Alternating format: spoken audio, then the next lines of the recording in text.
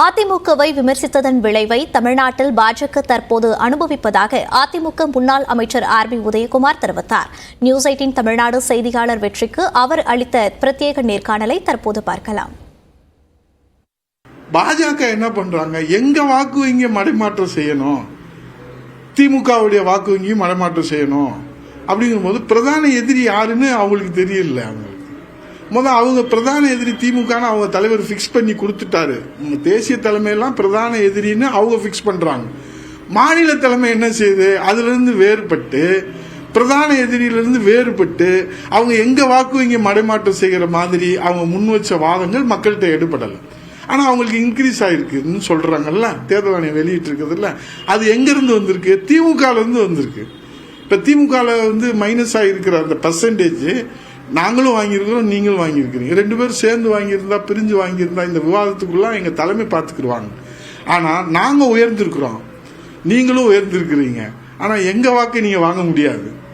எங்களுக்குள்ளது புரட்சித் தமிழர் எடப்பாடியார் அவர்கள் இன்னைக்கு அதை சாதிச்சு காட்டியிருக்கிறாரு அப்படின்ற செய்தி எங்க தொண்டர்களுக்கு சொல்லணும்னு நான் நியூஸ் 18 சார்பா சொல்லணும்னு விரும்புறேன். உங்க வாக்க பாஜக வாங்க முடியாது அப்படின்னா கிட்டத்தட்ட ஒரு 9 தொகுதியில உங்களுக்கு மேல, அதாவது நீங்க 9 டெபாசிட் இழக்கிற நிலைமை இருக்கு. அதுக்கும் அதிகமா ஒரு 13-14 தொகுதிகளில் உங்களை விட உங்களுக்கு மேல அவங்க இருக்கக்கூடிய நிலை இருக்கு. அண்ணா திராவிட முன்னேற்ற கழகத்தில் எப்படி புரட்சித் தமிழர் சாதாரண வேட்பாளர்களை போட்டு நாங்க இந்த வாக்கு வங்கியை உயர்த்தி இருக்கிறோம். நீங்க ஃபேஸ் வேல்யூ உள்ள கேண்டிடேட் எல்லாம் மண்ணை கவி இருக்கிறீங்க. ஒரு சாமானியர் 2வது இடத்துக்கு பிஜேபி மூலமா வந்திருக்கிறாருன்னு சொல்லிட்டா அது கட்சியினுடைய வாக்கு சதவீதத்தை நீங்க உயர்த்தி இருக்கிறதா அர்த்தம். ஆனா நீங்க ஃபேஸ் வேல்யூ உள்ளவங்களை மட்டும் வச்சுக்கிட்டு அதை ஆவரேஜ் பண்றது சரியான ஒப்பீடா இருக்காது. ஒருவேளை நீங்களும் பிரதமர் கேண்டிடேட் இவர் இல்ல அல்லது பிஜேபியோட ஒரு அலையன்ஸை வச்சிருந்தா சீட்ஸ் எடுத்துக்கலான்ற நினைப்பு இப்ப தோணுதா? இது இப்ப எல்லாம் முடிஞ்சு போச்சு. இப்ப அதை பத்தி பேசி ஒன்றும் ஆக போறது இல்லை. நாங்க திறந்த மனதோடு தான் எல்லா இதுலயும் வெளிப்படைத்தன்மையோடு திறந்த மனதோடு இருந்தோம். தேசிய தலைமையும் அந்த கண்ணோட்டத்தில் தான் கையாண்டார்கள். ஆனால் இங்கே இருப்பவர்கள் பதவி ஆசையிலே பேசிய பேச்சுக்கள் கொஞ்சம் நெஞ்சம் இல்லை. அது தொண்டர்களாலும் ஏற்றுக்கொள்ள முடியவில்லை, மக்களாலும் ஏற்றுக்கொள்ள முடியவில்லை. அதனுடைய விளைவைத்தான் இப்போது அவர்களும் அனுபவிக்கின்றார்கள். நாங்களும் அதை எதிர்கொள்ள வேண்டியது இருக்கிறது, அதை கடந்து போக வேண்டியிருக்கிறது.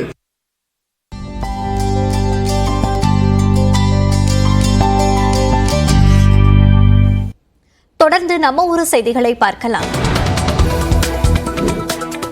ஈரோட்டில் பாரதியார் பல்கலைக்கழகத்தில் வேலை வாங்கி தருவதாக கூறி 44 பேரிடம் 2 கோடி வரையில் பணம் பெற்று மோசடி செய்த கோவை திமுக முன்னாள் நிர்வாகி கைது செய்யப்பட்டார். கவுண்டச்சிபாளையத்தை சேர்ந்த 82 வயதான முதியவர் ராமசாமியின் மகனுக்கு வேலை வாங்கி தருவதாக கூறி கோவை வடவள்ளியை சேர்ந்த 79 வயது முதியவர் தங்கவேல் 5 லட்சம் ரூபாய் பணம் பெற்று மோசடி செய்ததாக கூறப்படுகிறது. இதேபோன்று 44 பேரிடம் பணம் பெற்று மோசடி செய்ததாக கூறப்பட்ட நிலையில் போலீசில் ராமசாமி புகார் அளித்தார். இதையடுத்து தங்கவேலு கைது செய்யப்பட்டார்.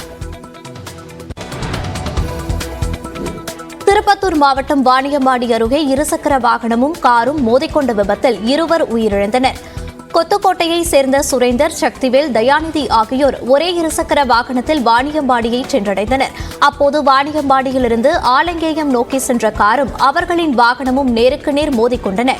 இந்த விபத்தில் சுரேந்தர், தயாநிதி இருவரும் உயிரிழந்தனர். சக்திவேல் காயமடைந்தார். கார் ஓட்டுநர் கோவிந்தராஜ் மீது வழக்கு பதிவு செய்யப்பட்டுள்ளது.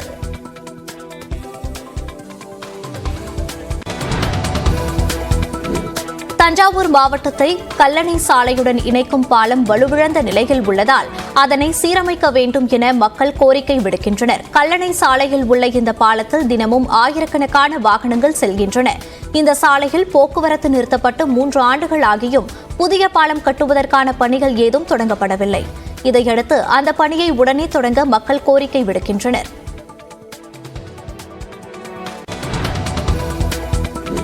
நெல்லை மாவட்டம் பாபநாசம் அணையிலிருந்து கார் சாகுபடிக்காக தண்ணீர் திறக்கப்பட்டது. பாபநாசம் அணையிலிருந்து ஆட்சியர் கார்த்திகேயன் தண்ணீரை திறந்து வைத்தார்.